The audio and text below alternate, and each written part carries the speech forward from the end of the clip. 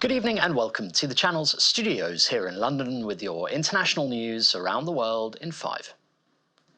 US Vice President Kamala Harris has gone on the offensive against Donald Trump in the first rally of her White House campaign, portraying November's election as a choice between a former prosecutor and a convicted felon. I took on perpetrators of all kinds. Speaking to a crowd of around 3,000 in the battleground state of Wisconsin, Ms. Harris likened her Republican opponent to fraudsters she said she had prosecuted. Mr. Trump, meanwhile, assailed her record on the border and posted on social media, "Lion Kamala Harris destroys everything she touches." It comes a day after she secured the support of a majority of Democratic delegates, paving the way for her to become the party's nominee. Predators who abused women, fraudsters who ripped off consumers, cheaters who broke the rules for their own gain. So hear me when I say, I know Donald Trump's type. Meanwhile, body cam footage captured shortly after the attempted assassination of Donald Trump shows Secret Service and local law enforcement officers near the lifeless body of the gunman. A trail of blood can be seen near the body of the deceased gunman, identified as 20-year-old Thomas Matthew Crooks, who was able to fire at the former president from a roof overlooking the outdoor rally in Pennsylvania 10 days ago. One audience member was killed and 2 others were badly wounded but are in a stable condition. The new footage emerged hours after US Secret Service Director Kim Cheetle resigned over security failures surrounding the assassination attempt. Meanwhile, Israel's Prime Minister has addressed the joint house of the US Congress in a bid to bolster support for his war in the Gaza Strip. Benjamin Netanyahu's invite was initiated by the Republican Speaker of the House, Mike Johnson, whose party is trying to show unflinching support for Israel.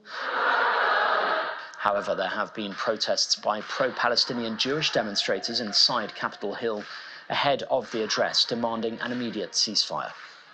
Mr. Netanyahu is expected to meet with former US President Donald Trump on Friday. 18 people have been killed after a plane crashed and caught fire while it was taking off from Nepal's capital, Kathmandu. The pilot, who is currently receiving treatment in hospital, is the only survivor of the fatal accident after being rescued from the burning wreckage. The Sauria Airlines test flight was carrying 17 company employees, including technical staff, as well as 2 crew members. It was bound for the Himalayan tourism hub of Pokhara in the country's west.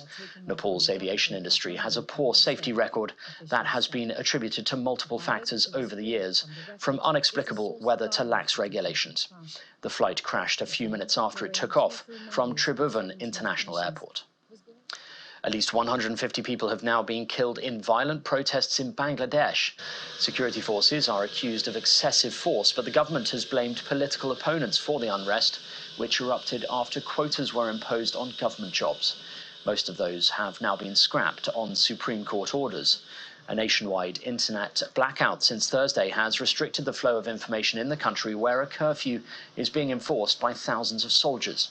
The violence is the most serious challenge in years to Sheikh Hasina, who secured her 4th straight term as Prime Minister in January in a controversial election boycotted by the country's main opposition parties. Kenya's President William Ruto has nominated key allies of main opposition leader Raila Odinga to his cabinet in the latest move to quell growing dissatisfaction with his government. He gave 4 posts to the opposition, including the powerful finance and energy ministries. This is the first time the opposition will serve in government since Mr. Odinga took up the post of Prime Minister in then-President Mwai Kibaki's cabinet in 2008. Mr. Ruto's decision comes as he faces the biggest crisis of his presidency, with young people taking to the streets to demand his resignation. And a breaching whale has capsized a boat and sent 2 people flying into the water in a video caught on camera.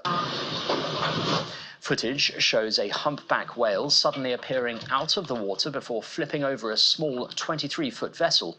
2 people can be seen falling into the ocean as the huge mammal turns their boat upside down. The US Coast Guard says no one sustained any injuries in the incident.